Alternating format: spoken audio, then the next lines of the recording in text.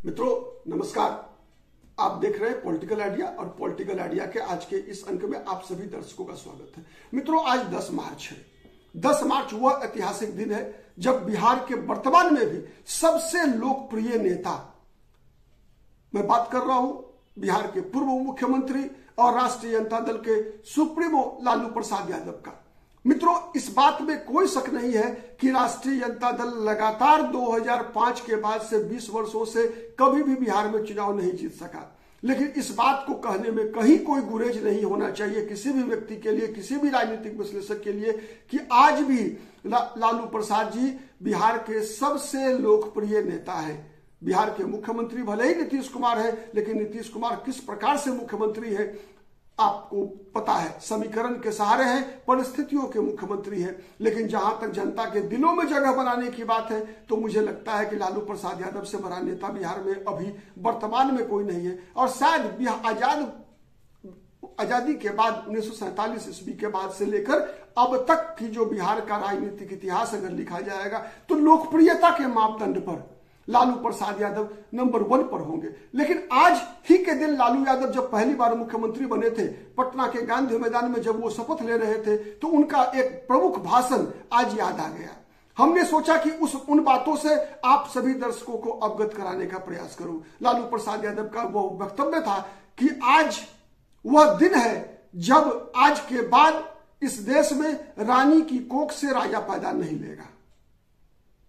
यह लालू प्रसाद यादव का सबसे एक तरह से प्रसिद्ध वक्तव्य था आज के दिन, जब 10 मार्च 1990 को आज से ठीक 35 वर्ष पूर्व पटना के गांधी मैदान में लालू प्रसाद यादव मुख्यमंत्री के रूप में शपथ ले रहे थे। और शायद AR किदवई उस समय में बिहार के राज्यपाल थे।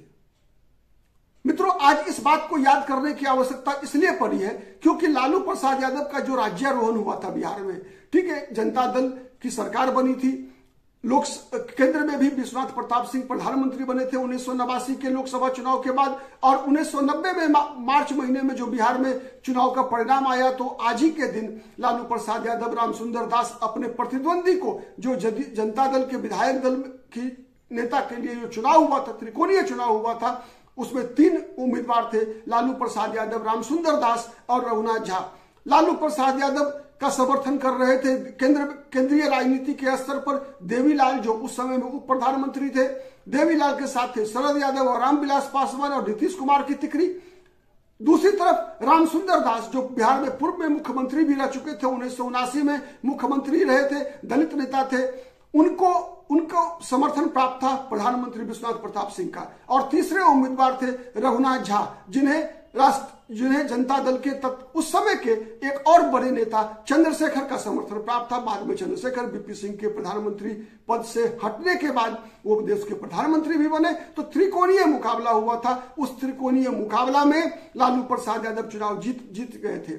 और ऐसा कहा जाता है कि रघुनाथ झा को इसलिए खड़ा करवाया गया था देवीलाल और चंद्रशेखर की मिलीभगत से, जिसलिए कि वो वोट काट सके रामसुंदर दास का और लालू प्रसाद यादव को चुनाव जीतने में सहूलियत हो।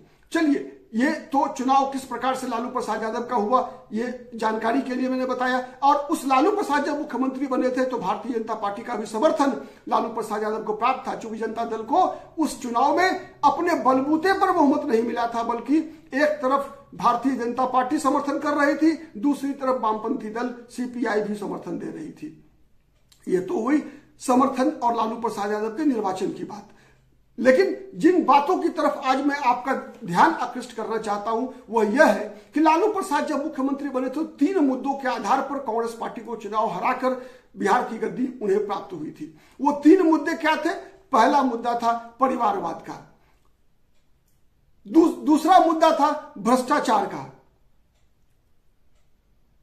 और इसके साथ ही परिवारवाद, भ्रष्टाचार मतलब आपको पता है कि एक तरह से जो उस चुनाव का सबसे बड़ा मुद्दा था बोफोर्स, 89 में जो लोकसभा चुनाव में राजीव गांधी को हराकर विश्वनाथ प्रताप सिंह प्रधानमंत्री बने थे, और विभिन्न राज्यों में, चाहे बिहार हो, उत्तर प्रदेश हो, जहां गैर कांग्रेसी सरकार बनी थी, तो उसका जो वहां भी सबसे बड़ा मुद्दा बोफोर्स का घोटाला ही था। तो एक था परिवारवाद, दूसरा था भ्रष्टाचार का मुद्दा और तीसरा था गैर कांग्रेसवाद। गैर कांग्रेसवाद इसलिए मैंने कहा कि जब मैंने पहले ही बताया कि लालू प्रसाद यादव की सरकार हो, चाहे उत्तर प्रदेश में मुलायम सिंह यादव की सरकार हो, चाहे दिल्ली में विश्वनाथ प्रताप सिंह की सरकार हो, तो इनको एक तरफ बीजेपी का भी समर्थन प्राप्त था, दूसरी तरफ वामपंथियों का भी समर्थन प्राप्त था। मतलब गैर कांग्रेसवाद की सरकार थी, मतलब कांग्रेस विरोधी गठबंधन की सरकार थी। तो ये तीन स्तर आधार पर ही बिहार हो चाहे केंद्र हो, सरकारें बदली थी, कांग्रेस की पराजय हुई थी। मैं दोबारा रिपीट कर रहा हूं, पहला था गैर कांग्रेसवाद, दूसरा था भ्रष्टाचार और तीसरा था वंशवाद और परिवारवाद। लेकिन आज क्या स्थिति है, क्या हुआ उसके बाद? इन तीनों मुद्दों का अंतिम संस्कार हो गया देश के अंदर, देश की राजनीति में। और अंतिम संस्कार करने में सबसे अग्रणी भूमिका में रहे लालू प्रसाद यादव। चूंकि अगर हम देखें 1990 के बाद, तो लालू प्रसाद यादव सबसे पहले ऐसे नेता थे जो गैर कांग्रेसवाद के उपज थे। आपको पता है 1977 में जब आपातकाल के बाद लालू प्रसाद यादव ने एक सांसद चुने गए थे और एक बिहार के एक नेता के रूप में उभरे थे, उसी दौरान जब उससे पहले लालू प्रसाद यादव जेल में बंद थे, उनकी बेटी हुई थी, उसका नाम है मीसा। और मीसा के अंतर्गत ही लालू प्रसाद यादव भी 19 महीने जेल में बंद थे। लालू प्रसाद बिहार में बल्कि देश भर के जितने भी राष्ट्रीय स्तर के भी नेता थे, चाहे वो अटल बिहारी वाजपेयी हो, लालकृष्ण आडवाणी हो, चौधरी चरण सिंह हो, जगजीवन राम भी हो, मोरारजी देसाई हो, जितने बड़े नेता थे सबके सब मीसा में बंद थे। लालू प्रसाद यादव भी थे बिहार में, सुशील मोदी भी थे, अश्विनी चौबे भी थे, कई लोग, नीतीश कुमार भी थे। तो ऐसे तो सभी लोग तो गैर कांग्रेसवाद की उपज थे। तो गैर कांग्रेसवाद की उपज से निकलने वाला लालू प्रसाद यादव वो व्यक्ति सबसे पहले नेता थे जिन्होंने कांग्रेस को गले लगाया। सबसे पहला नेता जो समाजवादी धारा का अगर किसी ने कांग्रेस को गले लगाया तो वो लालू प्रसाद यादव थे। लालू प्रसाद यादव ही वो गैर कांग्रेसवादी समाजवादी पृष्ठभूमि से आने वाले पहले नेता थे जो भ्रष्टाचार के आरोप पर जेल गए। और वंशवाद और परिवारवाद के संदर्भ में इससे बेहतर उदाहरण नहीं होगा कि जब भ्रष्टाचार के आरोप पर लालू प्रसाद यादव जेल जाने लगे तो रानी की कोख से राजा पैदा नहीं लेगा, उसके बाद से तो नहीं हुआ। यह बात सही है, कम से कम केंद्र की राजनीति में नहीं हुआ और बिहार की राजनीति में भी दूसरा कोई अभी तक तो नहीं हुआ है। लेकिन लालू प्रसाद यादव 1997 में जब जेल जाने लगे तो अपनी पत्नी राबड़ी देवी को, मतलब राजा लालू प्रसाद ने अपनी रानी को बिहार का सिंहासन सौंप दिया। और उसके बाद जो कुछ भी है आपके सामने है कि उसी रानी लालू प्रसाद यादव की राबड़ी देवी की कोख से जन्मे हुए